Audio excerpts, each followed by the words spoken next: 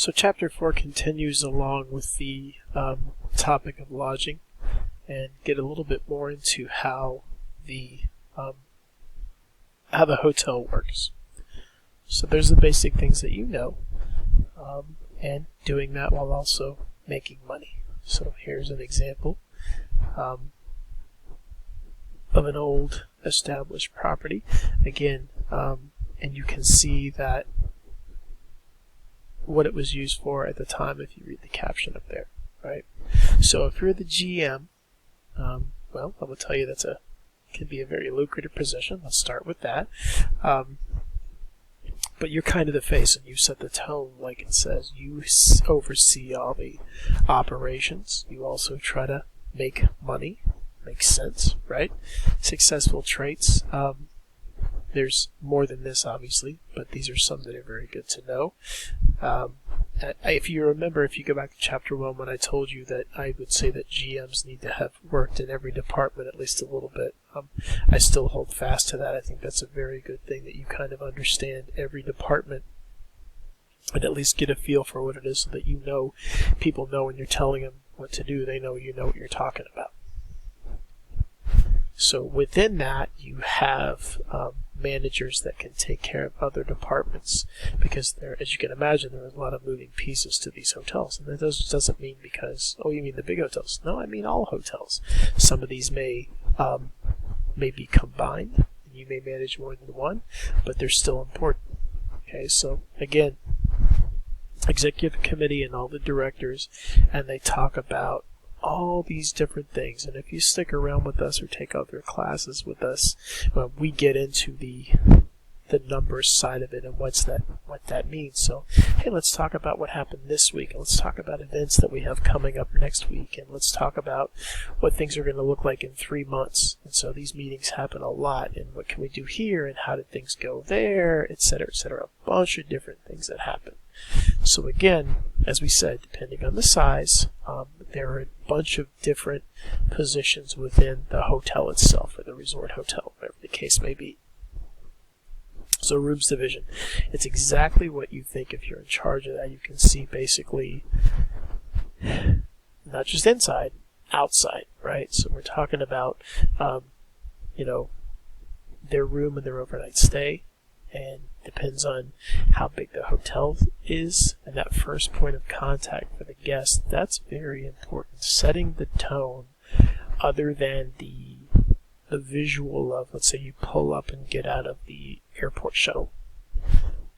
That first contact, okay? So we'll talk a little bit about the guest cycle, and we'll talk about, I'm going to show you this chart, right? And you can see every point there is critical. We have a chance to shine, and we have a chance to really mess up. So as we go through these things and we talk about training, and the person that's in charge of all these departments is, how do we make all of this seamless? How do we make it work? In many of these cases, it's an afterthought to the guest, right? I come in, I check in, and I stay the night. I stay 2 nights, I get my bill. That's really all I want to think about. You're responsible for making sure all of that is seamless. The front office. And a very interesting thing is that with the front office now, what we're seeing is the not so traditional front office. Can I check in with my magic band? Can I check in with my phone? Can I do all these different things? But there may be an area that we see at the beginning that is that first impression. And maybe it's the fact that we don't see a traditional front office, that we want to not see a traditional front office, right? So that is going to be a big thing the property has to decide as far as what they're going for. But selling and upselling room, balanced accounts, mail handling, don't see that quite so much anymore. Faxes usually still there, but not so much. Hotel and local area. So, again, it varies. You could be a one-stop shop in a small property with 50 rooms. You could be doing all of that. Front office manager, again, exceeds guest expectations. That's the goal for everything that we do, right? Exceeding the expectations. Guest service, again, and they can be called different things at different properties, but you kind of get what their role is, right? So, again, and when you see replaces separate roles, consolidation, trying to save money by combining positions together, right? So, night audit, and this is something that, again, the daily reports get completed so that we start again the next day, and balancing all the accounts that need to be balanced. Here are some basic formulas that you need to know, and they're actually really simple. We have 100 rooms. 75 people are sleeping in those beds tonight, so we have a 75% occupancy percentage. It's very important that we understand what our occupancy is at any given time. And what is the goal that is set? We talked about GMs. What is the goal that we've talked with that we want to have for occupancy? Obviously, it's 100. But what is acceptable for us from a profit standpoint, from an expectation standpoint? Average daily rate is interesting. And it's interesting in that it's the total number of rooms sold. Not the total number of rooms, but the people that are actually in the rooms, and then the amount of revenue you got based on those rooms sold. Not available, but sold. So what's our average daily rate? What's our occupancy? And then we go a little bit further than that, but those are the two that you really want to know for this course. Important. Reservations can be made a bunch of different ways with the advent of the internet and things you can do there. It could be that you make it through Hotels.com or Orbitz or Travelocity or something like that, and you don't even deal with the property directly, which could be a benefit for you, but also create some issues if you're trying to work out things with the property where like, well, you didn't make the reservation with us, right? But if you do, understanding that if somebody calls, understanding how to handle those reservations. It's really interesting how that's shifted, and a lot of people do everything online now, but it's still an important part of getting your hotel room. Again, PBX system, communications. We probably, with the addition of cell phones, you may have a hotel room that doesn't have a phone anymore, but if it does, it may only be used for you to call down to the front desk. More and more what we're seeing now is that the guest experience, if we could, we'd like for you to do it on an app. And, hey, here's our website. Recently, with the shift away from paper-based menus, you check in, hey, you can just scan this QR code and here's our menu, and there's a link to room service if you want to order food, and we'll shoot you a text when your food's on the way. Beautiful, right? And eliminating a lot of that picking up the phone and calling and where can I find your menu and all these things. So that is a change that we're seeing in the shift of how things are done. Guest services, we talked about bell captains, door attendants, all these different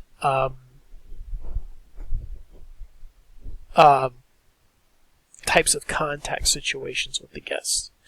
And then concierge, if your hotel has a concierge, this is the person that is the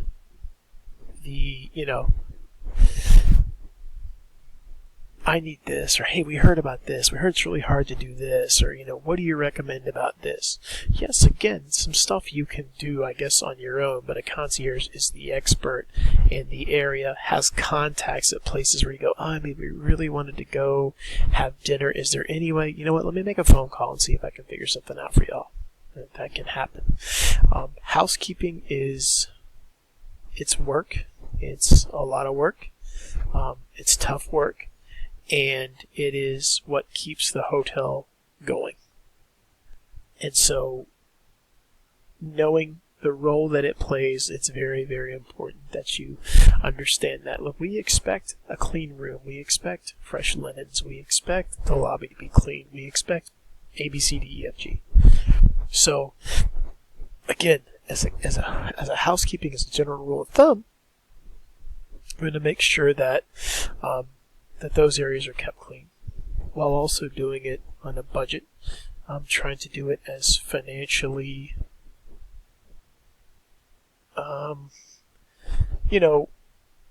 not cheap. Cheap's not the right word, but doing it with minimal cost.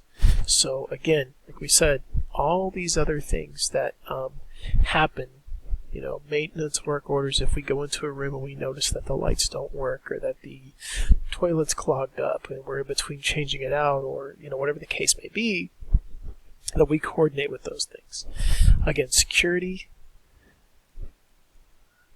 access, right? Identification,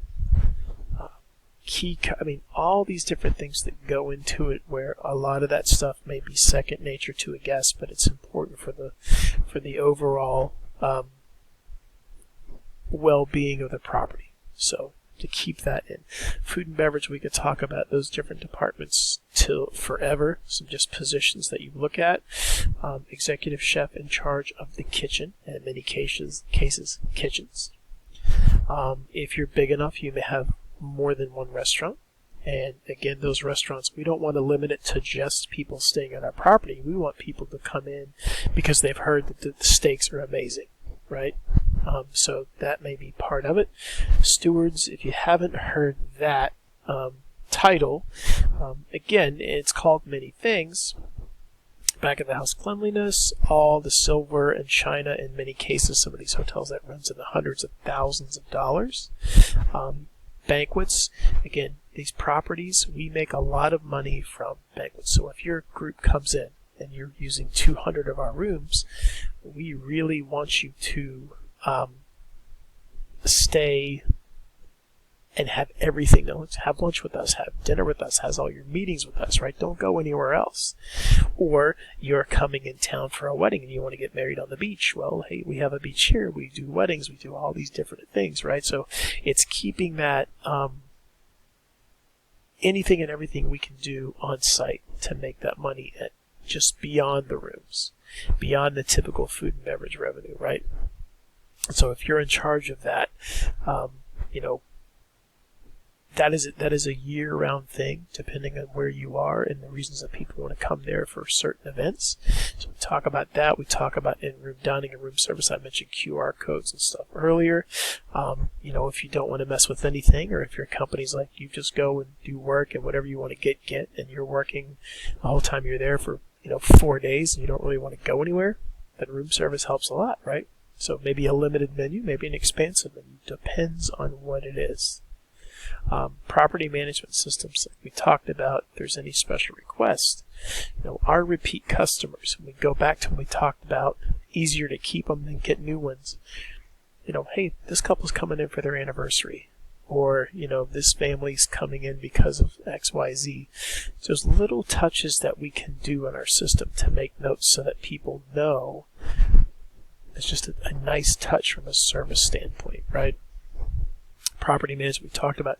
Revenue management for us is we teach different classes on this within our program. What we'll tell you is you're looking at different rates, why we charge what we do, how we can manage that. More importantly, and you probably won't see it too much on here, but it's what other hotels near us that are like us are doing. RevPAR. So remember, average daily rate was rooms being sold. RevPAR is all the rooms available. So if it's 100% occupancy, those numbers are going to be the same. If it's not, RevPAR is generally going to be lower than ADR. And RevPAR is pretty much the gold standard from a revenue standpoint and a profitability standpoint. We want to see that number and see where we rank based on other properties like ours. And that's where the STAR report, that's what we call the STR, the STAR report is.